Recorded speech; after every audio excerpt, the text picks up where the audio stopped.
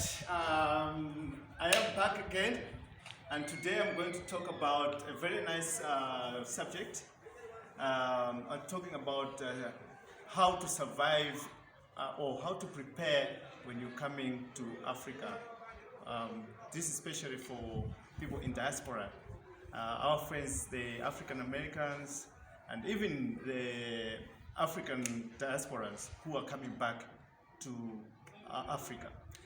First of all, I wanted to introduce myself. My name is Ted Gwerebeda. I'm a Malawian. I own a business called Gizmo Machines and also a business called Pamudzi Property Investments.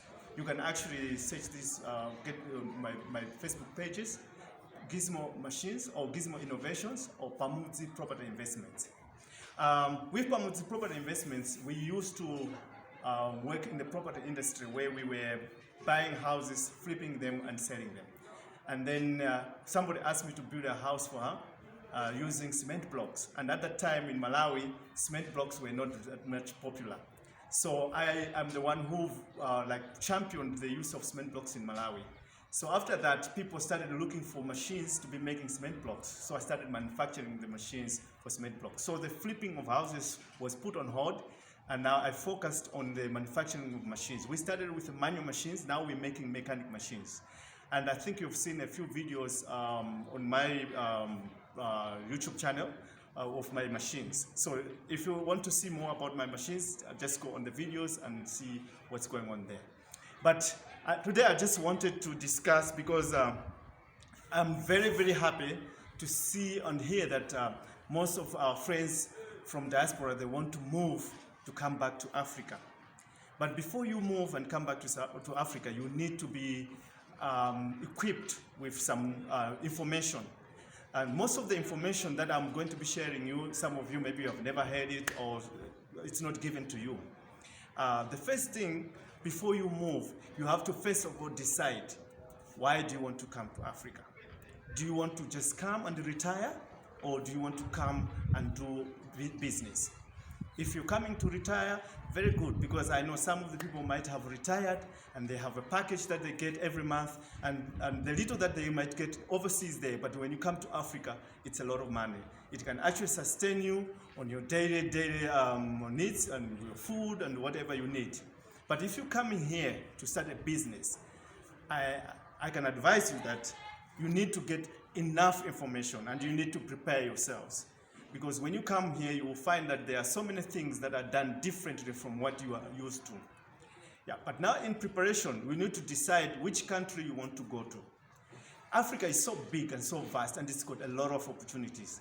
The reason why we always talk about opportunities in Africa is because there are so many things that are done there in the West that are not yet being done in Africa. So these are actually opportunities. So if you are living in America or in the UK, whether it's in France or Jamaica, there might be some things that the skills that you have, that when they come here, they're going to be needed. So there are so many areas in Africa that you can use your skills and also benefit from. But at the moment, let me talk more about the preparation. Now, in preparation, first of all, you need to think, okay, which country you want to go to. Are you also a single person, or you are a married person with children? Do you want to relocate with children?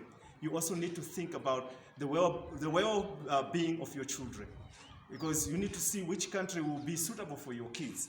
It depends on your needs in terms of education and health-wise and all those kind of things. And Africa, we have other countries.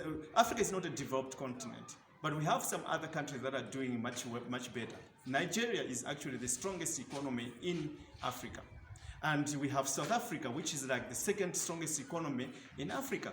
But South Africa is more westernized. So if you're coming from America to go to South Africa, you will not experience a big difference from where you come from, because South Africa is more westernized. Because South Africa was actually a country that was under apartheid and was ruled by the white people. But now the country has now transformed. We have black people ruling the country, but still South Africa remains westernized. I lived in South Africa for 15 years, so I'm talking out of experience. So if you are an American and you want to go to South Africa, you might have some of the Americans who might have challenges, because I've seen some of the African Americans already complaining in Ghana that it's very expensive.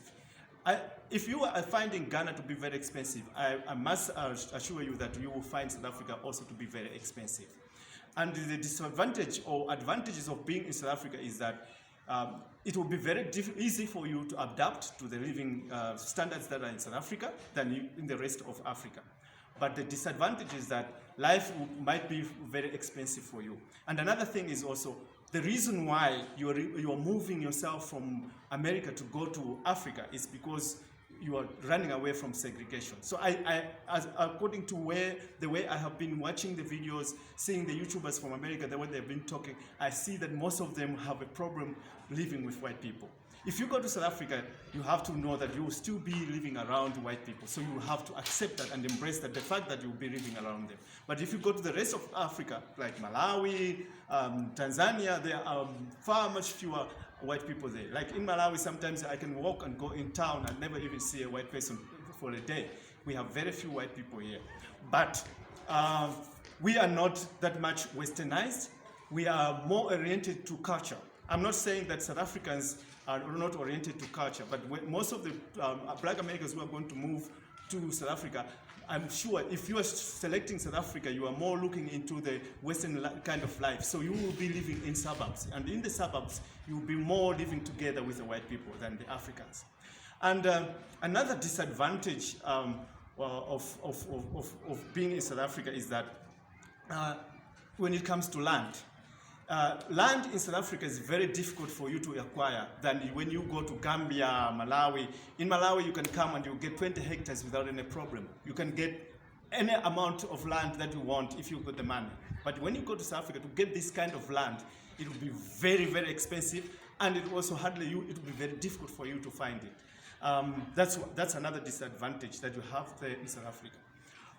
But when you go to the rest of Africa, the land is very big. If you want to start farming, you want to own your own property, and to acquire the property is not very difficult. But because when you go to Africa, the rest of Africa, like Malawi, Zimbabwe, West Africa, East Africa, most of the land is in the chief's hands. So you will have to negotiate with the chief, and then you agree with them, you do your paperwork, then you can go to the lands department and get your paperwork, which is much, much easier. When you go to South Africa, it's a much more complicated process for you to get land. There is even a law in South Africa that does not allow foreigners to acquire land. So you will first have to become a South African permanent resident or a citizen to be able to get land. So the process is much more complicated. I'm not trying to campaign South Africa. I'm just giving you the reality. But South Africa is a very good country. It's got a lot of opportunities. But I would say if you are an African American, South Africa is suitable for that African American who has got a lot of money.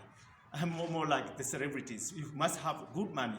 But if you're coming here with 70,000 US dollars, come to the rest of Africa. Come to Malawi. Because in Malawi, one US dollar is going to be about 700 something kwacha. So if you've got 100 US dollars, you are actually running into close to $1 million kwacha in Malawi. And $1 million kwacha can take you very fast. So if you can come with 50,000 US dollars in Malawi, that's a lot of money.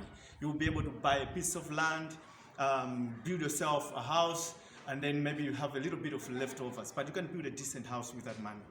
So yeah, so I just wanted to ask to show you, to give you a picture of what you will be expected to do or to experience when you come to Africa. But first of all, sit down, get a homework. What do you want to do in Africa? Where do you want to stay in Africa? And when you're coming, don't just come. Visit the country that you want to go and live in, and try to explore, mingle with the people, find somebody that make a few friends. And that's one other most important thing that you need to do. You need to be able to have some people that you are connected with in Africa, in the country that you want to go, so that when you come, you have that person who is going to be taking you around. So you need to have somebody inside that you know. Don't just come on your own without knowing anybody. But if you come without knowing anybody, but try to make some friends around, so also you have to be very careful. I will talk about how do you repatriate yourself to come to Africa, but this one was just how to prepare yourself. So I can just recap again. First of all, which country do you want to go to?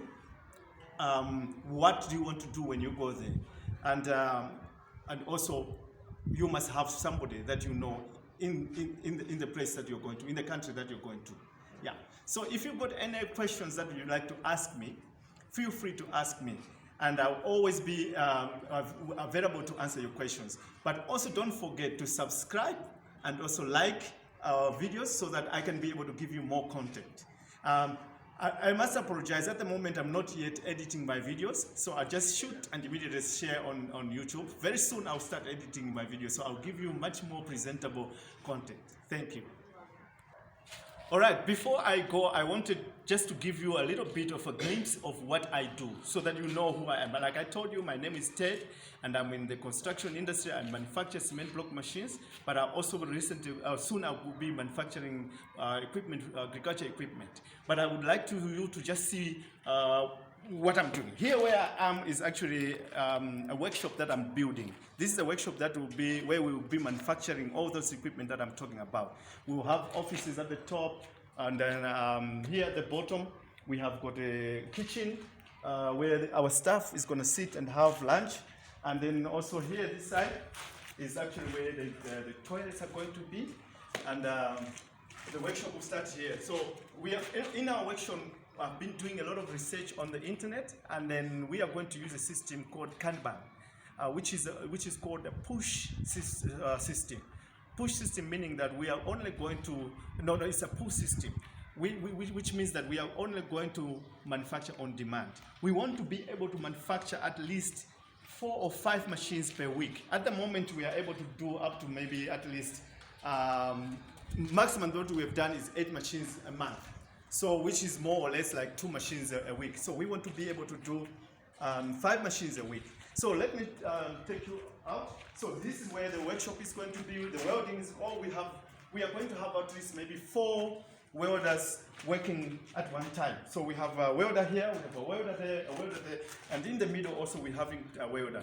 But in the middle here is where we're also going to be putting our jigs, because like I said, we are going to be building farm vehicles like tractors, utility vehicles. So we will have jigs here and a big welding table where we're going to be setting everything. And then when you go upstairs, we have the office, and this side we're having a deck. We are having a gym for our staff so that they can, when they finish working, they can be exercising so that they keep fit. So we want to be looking after our staff. Now you can see, my fellow Black Americans, that we are creating jobs here in Africa, and it's possible.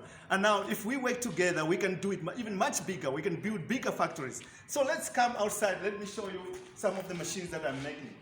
It's mine. All right, this is the machine that we're making. It's a client's machine. We are servicing it. The customer has been using this machine for some time. So we always encourage them to bring it over so that we service, we check all the things that needs to be welded to be made stronger. So yeah, you can see this machine. And here is part of my hobby. I want to be trying to work with some vehicles. I bought this thing from a scrap. I want to build it, I will change it, and it will have it will be only for recreation, so you can take it to the beach and play around. Me and my wife and my friends will play around with it. Yeah. So this one over here is the very first mechanic machine that we made. It's an interlock. It makes interlocking bricks that are used for paving. So yeah, this is the very first machine. Okay, so let's come this side.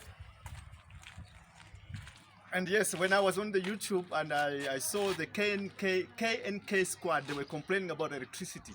Here in Africa, we don't complain about electricity. Like for myself, I don't have time to complain about electricity. We have problems with electricity. I built my own generator, so we are using it for welding. Everything that we do here, we use my generator that I built myself. Here's the generator.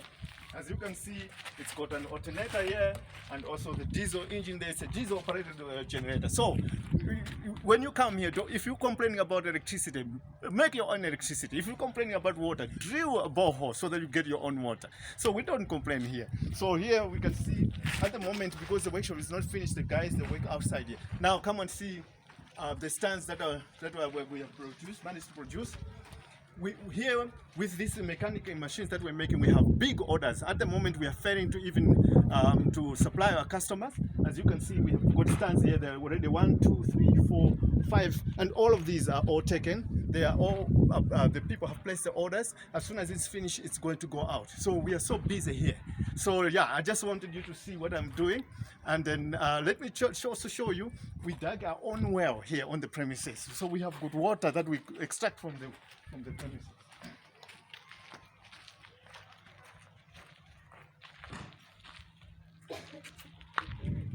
Yeah, so I had to build two wells. So we got this well where we have water in it. If you come, there's another one here. So, like I said, I don't want to complain to the government for water. They don't supply water. We dig our own wells and we collect our water. You can see this is the well. You can see if the camera can zoom inside. There's water there. It's very deep. We dug it by hand. Soon, when we have enough money, we're gonna even hire a drilling machine so that we will have to drill a borehole. All these blocks here are cured using the water from the well. So yes, we don't complain here in Africa. We make it happen. Thank you.